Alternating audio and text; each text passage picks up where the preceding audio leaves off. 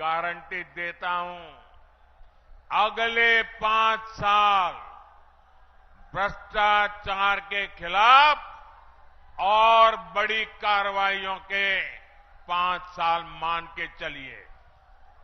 क्या लालू यादव के बाद अब तेजस्वी यादव जेल जाएंगे? और आज गया से प्रधानमंत्री ने वो कौन सी बातें कही जिससे लालू परिवार पूरा तिलमिलाया हुआ है, परेशान हताश है। इसलिए आज नरेंद्र मोदी को जवाब देने के लिए मीसा भारती, तेजस्वी यादव सब उग्र होकर के जब बयान दे रहे हैं और इधर उधर की बात कह रहे हैं। गया में आज प्रधानमंत्री थे, उन्होंने क्या बातें कही हैं, क्या बड़ा संकेत दिया है, और लालू यादव ने जो संविधान खत्म करने का आरोप लगाया था मोदी पर, उसका भी जवाब आज मोदी जी दिए हैं। उन्होंने क्या बातें कही है डिकोड करेंगे, और क्या संदेश है कि तेजस्वी यादव जेल जा सकते हैं, इन सभी विषयों पर बात करेंगे। नमस्कार, मेरा नाम है अमित श्रीवास्तव और आप देख रहे हैं जनवाणी। बिहार में लोकसभा चुनाव के 40 सीटों पर अपने अपने प्रत्याशी उतार दिए गए हैं, कांग्रेस का अगर छोड़ दें तो, और सब लोग चुनाव प्रचार में लगे हुए हैं। गया में पहले फेज 19 अप्रैल को चुनाव है। गया से जीतन राम मांझी एनडीए के तरफ से हम पार्टी के सुप्रीमो हैं, जीतन राम मांझी वो चुनाव लड़ रहे हैं। वहीं राजद से कुमार सरबजीत चुनाव लड़ रहे हैं, जो वहां पे गया में से विधायक भी हैं और जिनके पिता राजेश कुमार स्वयं गया से सांसद रहे थे और उनकी हत्या हो गई थी 22 जनवरी 2005 को, जब राबड़ी देवी बिहार की मुख्यमंत्री थी। हालांकि उस समय आदर्श आचार संहिता लगा हुआ था और फरवरी में चुनाव हुआ था, आप लोग सबको याद होगा। वो सरकार नहीं बन पाई थी, 3 फेज में चुनाव हुए थे फरवरी माह में, लेकिन वो सरकार नहीं बन पाई थी 2005 में, क्योंकि रामविलास पासवान के पास चाबी आ गई थी सत्ता की, 30 विधायकों के साथ सरकार नहीं बनी थी। बाद में नवंबर में जब सरकार चुनाव हुए दोबारा से, तब नीतीश कुमार मुख्यमंत्री बने। हालांकि जो कई ऐसे मीडिया वाले हैं, वो उन्हें लगता है पता नहीं कहां से रिपोर्टिंग करते हैं, वो बता रहे हैं कि 2005 में नीतीश कुमार सत्ता में थे और राजेश कुमार सांसद की हत्या हुई थी, जो कुमार सरबजीत के पिता है। आखिर ये बातें गया में जाकर नरेंद्र मोदी जंगल राज की बात क्यों कर रहे हैं? दरअसल वो कुमार सरबजीत को भी बताना चाहते हैं कि आपके पिता की हत्या जब हुई तो बिहार में राजद का शासन था, राबड़ी देवी का शासन था, राबड़ी देवी मुख्यमंत्री थी, यद्यपि उस वक्त आदर्श आचार संहिता लगा हुआ था। तो नरेंद्र मोदी जी ने जो बड़ी बातें कही है उसको समझने का प्रयास करते हैं कि आज उन्होंने आरजेडी पर क्या कह के हमला किया, पहले ये समझिए, फिर मैं बताऊंगा संविधान को लेकर लालू यादव ने कल जो नरेंद्र मोदी पर प्रहार किया था उसका जवाब किस प्रकार से आज नरेंद्र मोदी गया के मैदान से, गांधी मैदान से उन्होंने क्या बातें कही है, ये बताने का प्रयास करूंगा। लालू के बयान पर जो बयान दिया है, जो प्रहार किया है मोदी, उनसे पहले आरजेडी को किस प्रकार घेरे हैं मोदी जी, पहले इस बात को सुनिए। बिहार की बर्बादी की सबसे बड़ी गुनहगार चारा घोटाले के नाम पर वोट मांगने वाले, क्योंकि उस पर तो अदालत से चारा चोरी की है, गरीबों को लूटा है, अदालत ने मोहर लगा दी है भाई। साथियों, आरजेडी ने बिहार को केवल 2 ही चीजें दी है, एक जंगल राज, दूसरा भ्रष्टाचार। इन्हीं का दौर था जब बिहार में अपहरण और फिरौती एक उद्योग बन गया था।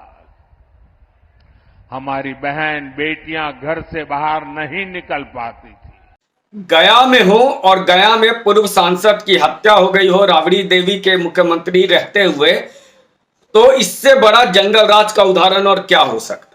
इसीलिए नरेंद्र मोदी जंगल राज की बात कर रहे हैं, पलायन की उन्होंने बात की, और वो दौर किसी से छिपा हुआ नहीं है। हमारे उम्र के जितने भी लोग हैं वो जानते हैं, बेशक वो आज अपनी अपनी पार्टी के साथ खड़े हैं कि 7 बजे 8 बजे के बाद पटना प्रदेश की राजधानी, बिहार की राजधानी पटना में भी 8 बजे के बाद सड़कों से निकलना मुश्किल होता था। पटना से क्यूल जाने में लोगों की हालत खराब हो जाती थी। गया के आसपास नक्सली इलाकों में ऐसे हत्याएं हो रही थी 90 के दौर में, जहानाबाद से लेकर पूरा जमुई तक। उस जंगल राज को याद दिला करके नरेंद्र मोदी ये बताने का प्रयास कर रहे हैं कि आज जो लंबी लंबी बातें राजद और तेजस्वी यादव लालू परिवार कह रहे हैं, लेकिन सच्चाई यह है कि जब इनकी शासन होता है तो अपराधी अपना वहां मन मर्जी चलाते हैं। राजनीति का अपराधीकरण और अपराध का राजनीतिकरण किया लालू परिवार ने, लालू यादव ने। बाद में जब कालांतर में राबड़ी देवी मुख्यमंत्री बनी तब भी बिहार में पलायन रुका नहीं। और पलायन की शुरुआत हुई तो सबसे बड़ी संख्या में यदि पलायन हुआ तो वह लालू के रीजन में। वो परिवार जो समृद्ध था, जिसके पास थोड़े बहुत अक्ल थी, पैसे थे, समझदार था, वो भागा। और ये लालू की स्ट्रैटेजी थी कि लोग जो पढ़े लिखे हैं वो बिहार छोड़ के भाग जाएं और मूर्खों को रखें, जो कम पढ़े लिखे हैं वो रखे, वो और ताकि वो चरवाहा विद्यालय और झोर और भात कहते हुए घोटाले कर सके। हम जैसे लोग बिहार में बड़े दब के रहे, बड़ी मुश्किल से रहे, मौका मिला, हम लोगों को भी बाहर भागना पड़ा था।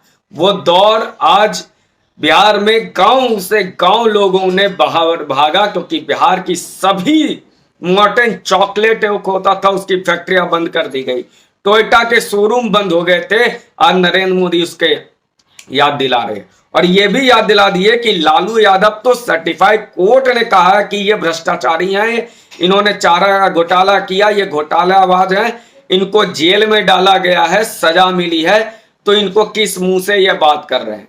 तो इतना बड़ा प्रहार आज तक मोदी जी ने इन लालू परिवार पे नहीं कहा था कोर्ट का नाम लेकर, जो प्रहार आज गया की धरती से किया है उन्होंने। दूसरी बात, आज जो लालू यादव कल संविधान खत्म कर देंगे मोदी, इस पर एक बयान दिया था, मोदी को घेरने का प्रयास किया था। आज नरेंद्र मोदी जी ने बताया कि संविधान को खत्म किसने किया था, कब किया था, और जिन लोगों ने खत्म किया था उनके साथ कौन खड़े हैं। कांग्रेस के आपातकाल और फिर लालू यादव के कांग्रेस के साथ गठबंधन की बात आज कर रहे हैं मोदी जी। पहले सुनिए मोदी जी ने आज क्या कहा। वो लोग हैं जिन्होंने आपातकाल में संविधान को रद्द करने, संविधान को बंधक बनाने और संविधान को तोड़ने मरोड़ने का काम किया था। हमें याद रखना है, जो लोग सत्तावर सरकार को एक परिवार की मुट्ठी में रखना चाहते हैं, संविधान उनकी आंखों में हमेशा खटकता है। इस गया सुरक्षित सीट है, वहां पर अनुसूचित जाति जो दलित वोट है उनका एक बहुत बड़ा हिस्सा है। दोनों तरफ से जो नेता चुनाव लड़ रहे हैं दोनों दलित जाति से आते हैं। एक मांझी है जिनकी जाति मुसहर है और कुमार सरबजीत की जाति भी दुशाद है। देखिए ये रिकॉर्ड पे है, मैं किसी की जाति का नहीं बता रहा हूं, क्योंकि वो आरक्षित सीट है इसलिए मैं बताने का प्रयास कर रहा हूं। इसीलिए वहां पर यह बात गया को चुना नरेंद्र मोदी जी ने और वहां पे कहा कि बाबा साहब अंबेडकर के संविधान को खत्म किया था कांग्रेस ने आपातकाल लगाकर। और बाबा साहब अंबेडकर ने तो कभी नहीं कहा था कि मेरे परिवार के लोग राजनीति में आएंगे। परिवारवाद से तो बाबा साहब अंबेडकर का दूर दूर का रास्ता नहीं था। मुस्लिम तुष्टीकरण के खिलाफ तो बाबा साहब अंबेडकर ने एक किताब लिखी, पाकिस्तान अथवा भारत का विभाजन, और उन्होंने कहा है उस किताब में कि एक मुस्लिम केवल और केवल मुस्लिम का ही फ्रेंड हो सकता है, दोस्त हो सकता है, किसी दलित का नहीं हो सकता। इसलिए ये बात आज नरेंद्र मोदी गया से ही बाबा साहब अंबेडकर का नाम लेकर जो लोग कह रहे हैं कि संविधान को खत्म कर देंगे मोदी, उन पर प्रहार किया है। संविधान दिवस मनाने की बात कही, बाबा साहब अंबेडकर इंटरनेशनल यहाँ भवन बनाया गया है दिल्ली के जनपद में ली मेरिडियन होटल के साथ में। यह बातें बताकर उन सबको घेरने का प्रयास किया जो बाबा साहब अंबेडकर का नाम तो लेते हैं लेकिन बिहार में दलितों को, पिछड़ों को, शोषितों को आज तक वो उनका शोषण ही किए, उनके नाम पे राजनीति में जरूर आए लेकिन उनका कभी भला नहीं हुआ। इसलिए नरेंद्र मोदी आज गया सीट को चुने हैं, और क्योंकि वो सीट SC रिजर्व सीट है। मोदी का प्रहार आरजेडी के जंगल राज पर है, और अपने जो महिला वोटर है जो मोदी की, उन पर वो टारगेट कर रहे हैं, और उनको अपने पक्ष में बांधे रखने के लिए वो महिलाओं की दुर्दशा जो लालू राज में थी उसकी बात कर रहे हैं, भ्रष्टाचार की बात कर रहे हैं। और उन्होंने ये कह दिया, ऐलान किया है कि कोई नहीं बचेंगे। जब कोई नहीं बचेंगे और 5 साल ये कार्रवाई चलती रहेगी, तो फिर याद कीजिए मीसा भारती पे भी जांच चल रहा है और तेजस्वी यादव पे भी जांच चल रहा है। क्या तेजस्वी यादव का नंबर है अब जेल जाने का? इस पर हमारी नजर बनी रहेगी। उम्मीद करता हूं ये वीडियो आपको पसंद आया है। पसंद आया तो कृपया इसको लाइक कीजिए, शेयर कीजिए। बहुत बहुत धन्यवाद।